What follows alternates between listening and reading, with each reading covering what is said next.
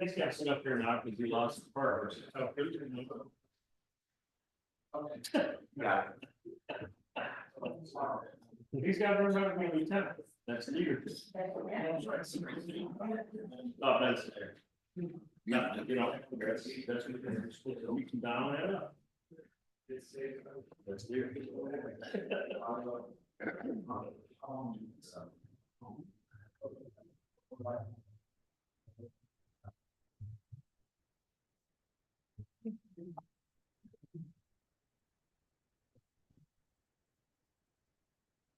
Right, 10 o'clock. Right, go ahead and call the meeting to order. The Lenawee County. Larry. Planning committee. Mike's not. Not on. All right, there we go. Well, it's now still 10 o'clock. We will call the LAPC meeting to order. Roll call. Craig Tanis, I'm here. John Berries. Here. Sheriff Bevere, Here. Commissioner Collins. Here. Lieutenant Purdue. Here. Ben Ricker. Here. Chief Massengill. Monica Hunt. Kyle Brown. Josh Boulay. Here. Deputy Chief Van Alstine. Here. Jen Ambrose. Here. Tony Garcia. We have a quorum. All right. Do we have a motion to approve the current agenda? There are no additions or corrections. I move it be accepted and submitted. We have second. Second from the sheriff. All in favor? Aye. Anyone opposed? All right, minutes of the last meeting were distributed. You've all had a chance to look at them. Would you have a motion to accept them? So moved. Support. We have a motion and support. Any discussion? Changes, corrections? All in favor? Aye. Anyone opposed? All right. Financial statements. So the financial statements were attached. You can see with FY 22 with what we have that's already funded and what's pending reimbursement, that we've got all of those funds expended. FY 23 with one of the proposals for today, we'll have roughly $2,200 remaining. And FY 24, we haven't spent any money yet. Our allocation for FY 24 is just under 20,000. And then you can also see what's been allocated and spent out of our donation fund and what's remaining. Does anybody have any questions for Craig? We have a motion to approve the financial statements. So moved. Or. All in favor? Aye. Anyone opposed? Moving on. EMC report was also attached. Craig, do you have anything you want to talk about? Nope, my report was attached. If anybody has any questions, I'll try and answer them. All right, seeing none, do we have a motion to approve? So moved. Second, Support. all in favor? Aye. Anyone opposed? All right. 911 board update. My report was attached. And I'll answer any questions if anyone has any. All right, hearing none, we have a motion to approve the report. Moved. A second? Fourth. All in favor? Aye. Anyone opposed? We should always schedule this meeting right before another meeting. That's efficient. Drone subcommittee reports on 2 fires. So obviously we've been pretty busy the last couple of weeks and months. There were the 2 fires, ABJ and the Equestrian Barn Fire down in Ogden Township. We've also been requested for several deployments. We just did a scenario over at Sand Creek schools for an active shooter. We're going to do an active shooter scenario with Hickman Hospital upcoming in May, along with graduations for Siena Heights and Adrian College. We've been requested to deploy. We're also going to assist with countywide active shooter training in May over at Siena Heights. We're up to 16 pilots. 15 of them are now certified. One is about to get his license. And we've had 10 call outs since the beginning of January. Also, there's a video, go ahead and play that if you would, Carissa. This is from the building fire downtown. The video was actually 4 hours long, so Jen took that video and just clipped some snippets from it, but you can see what the drone was seeing, and I'll let Chief Massengill talk about how the drone assisted in fighting that fire.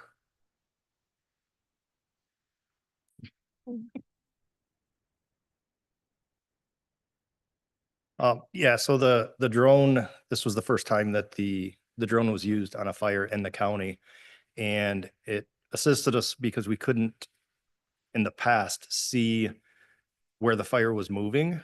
We could see using thermal imagers inside the structure, but not from above. And because of the majority of this fire was actually in the roof area, this allowed us to see where the fire was moving and get ahead of it. In my opinion, that helped tremendously in stopping the fire from being much worse and taking the roofs of the next two buildings to it.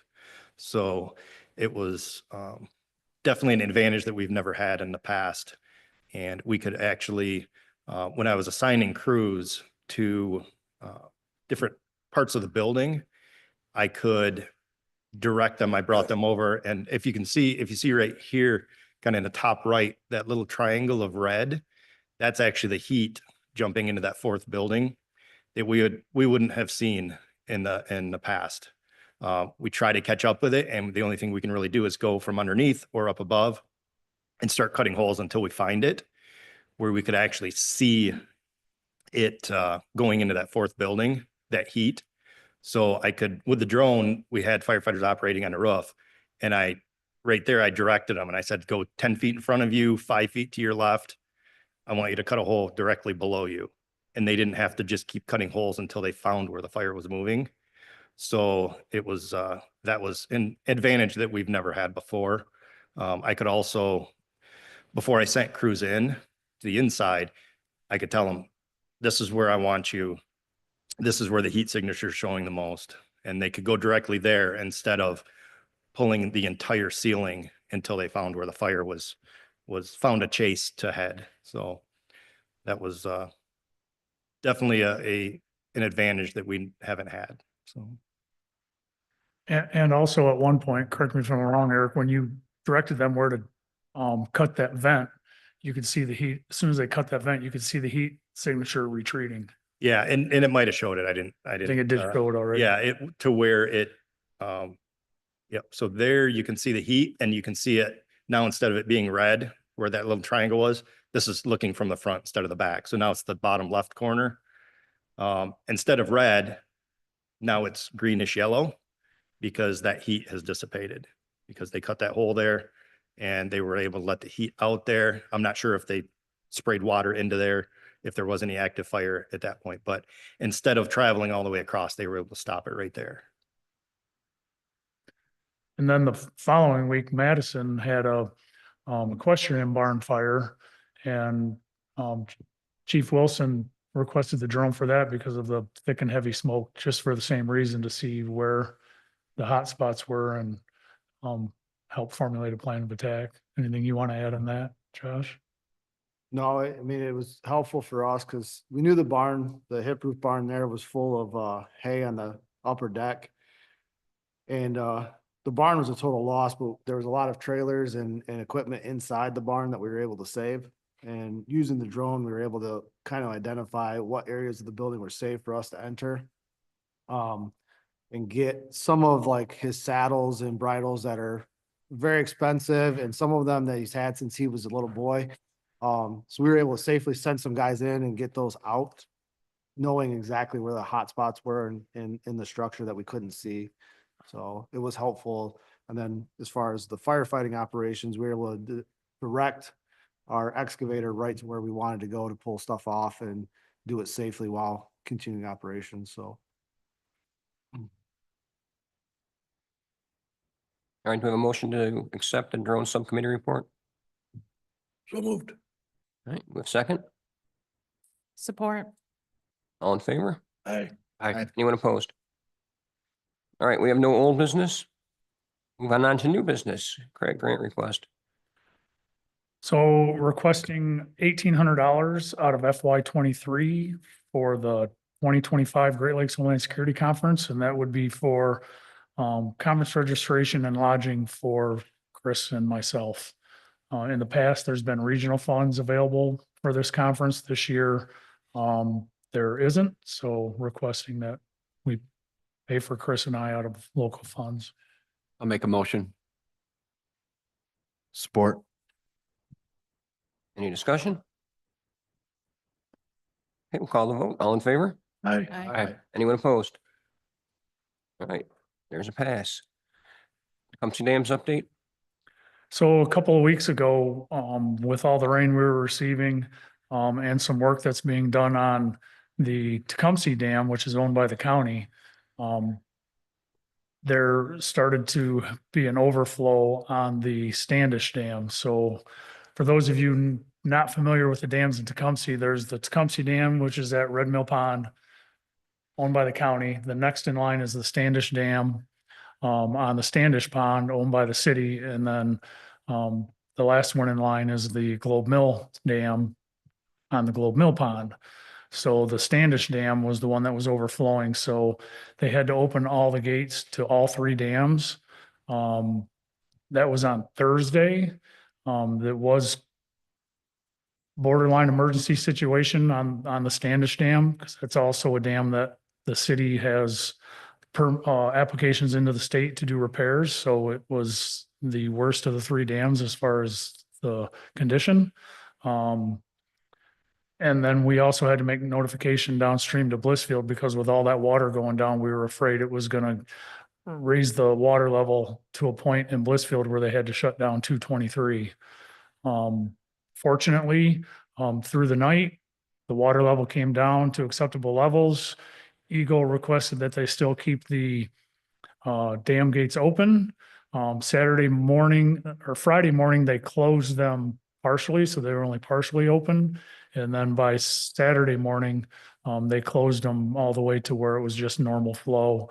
Luckily, the watersheds between Tecumseh and Dundee were able to absorb enough water that it got close to the 223 being closed down, but not close enough that we had to do it, and then the water receded. So just wanted to give the committee an update on that. All right. Any questions on that? We also obviously made notifications to MDOT. I notified county roads just in case they did have to close 223, that they had some advance notice and could prep on what they would need to do.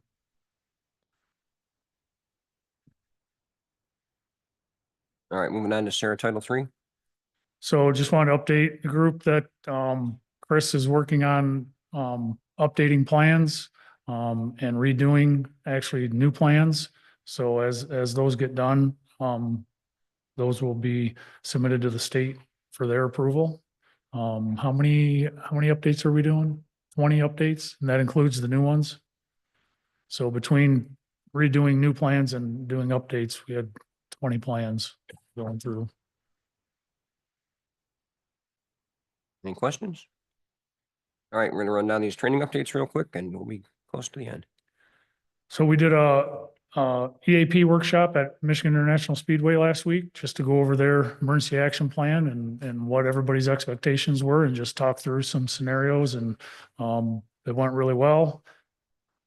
I think they came away with some good lessons learned. They also came away with some things that they've got to change, or at least check on some things prior to the race in June.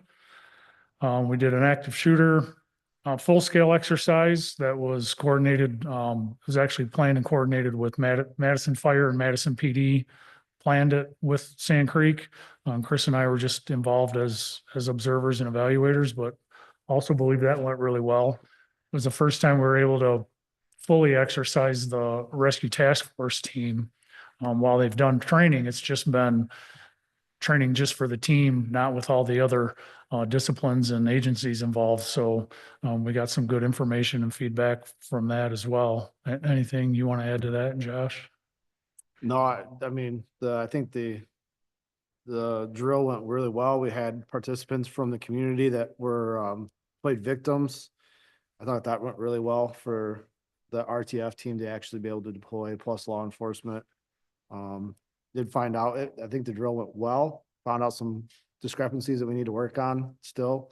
We had a plan laid out for Sand Creek Schools. We've been working with them for over 18 months now on this. So, we deployed all of our plans and found that we still need a little bit of more work to get kind of fine tuned down.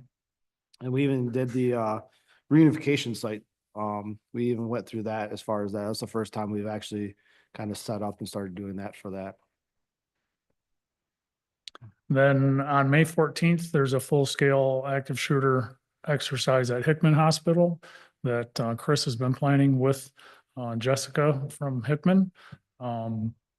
So that's coming up. And then there's countywide law enforcement active shooter training, May 19th through the 23rd. I believe I had the wrong dates on the agenda. It's actually May 19th through the 23rd. And that's to satisfy MCO's requirements that every law enforcement officer go through active shooter training. It's a week long, but every day is the same training. So they don't have to go to it the whole week. They go to one day, but they have the whole week to choose which day they're going to go to. To be determined in the fall, we are doing an active shooter drill here for the commissioners and in the commissioners' chambers. And then in May of next year, we're already planning this and been working with Norfolk Southern. They have a prop train that they bring on site that we're going to use to train our hazmat team and our tech rescue team. They'll have it on site for 3 days. We'll do the same drill over and over all 3 days, but have multiple teams able to come in and at different times to participate in that. So they've got tanker cars and it's about 700 feet long with the number of cars that they have, box cars and tanker cars. They've got a tanker car where the ends are cut open on hinges so that they can simulate a tech rescue in a tank, but have the ends open so evaluators can watch and see what they're doing.